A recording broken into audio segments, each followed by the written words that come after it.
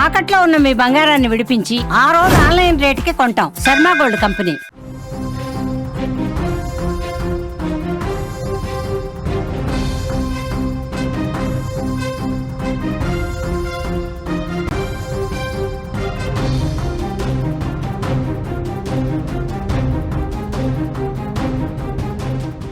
బంగారంపై కొత్త GST slabs వర్తించలేదు. అమల్లో ఉన్న పన్ను రేట్లు అలాగే కొనసాగింపు.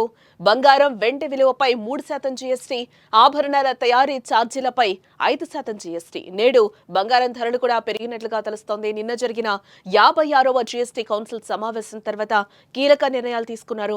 అయితే బంగారం, వెండిపై వస్తువులు జీఎస్టీ రేట్లు మాత్రం మారలేదని కేంద్ర ప్రభుత్వం స్పష్టం చేసింది. ప్రస్తుతం అమల్లో ఉన్న పన్ను రేట్లు అలాగే కొనసాగుతున్నాయి. అంటే బంగారం, వెండి విలువపై 3% జీఎస్టీ, ఆభరణాల తయారీ ఛార్జీలపై 5% జీఎస్టీ వర్తిస్తుంది. ఇదిలా ఉండగా పండుగ సీజన్ మొదలవుతున్న వేళ బంగారం ధరలు మాత్రం తగ్గడం లేదని చెప్పుకోవచ్చు. నిన్నటితో పోలిస్తే ఈ రోజు బంగారం ధరలు కొంతమేర పెరిగాయని కూడా ఇక్కడ మనం చెప్పుకోక తప్పదు. ఈ రోజు అంటే సెప్టెంబర్ 4న హైదరాబాద్ లో 24 క్యారెట్స్ 10 గ్రామ్స్ బంగారం ధర 1,06,980 రూపాయల వద్ద నిలిచింది. అదేవిధంగా 22 క్యారెట్ల 10 గ్రాముల బంగారం ధర 98,060 రూపాయలకి చేరుకుంది. అటు ఆంధ్రప్రదేశ్లోని విజయవాడలో కూడా ఇదే ధరలు కొనసాగుతున్నాయి. 24 క్యారెట్ల 10 గ్రాముల బంగారం ధర 1,06,980 రూపాయలు. అలాగే 22 క్యారెట్స్ 10 గ్రామ్స్ గోల్డ్ ధర 98,060 రూపాయల వద్ద ఉన్నాయి. దేశ రాజధాని ఢిల్లీలో ధరలు కాస్త ఎక్కువగా ఉన్నాయని చెప్పుకోవచ్చు. అక్కడ 24 క్యారెట్ల పసిడి రేటు 10 గ్రాములకు 1,07,130 రూపాయలు కాగా 22 క్యారెట్స్ 10 గ్రాములకు 98,210 రూపాయలకు చేరుకుంది.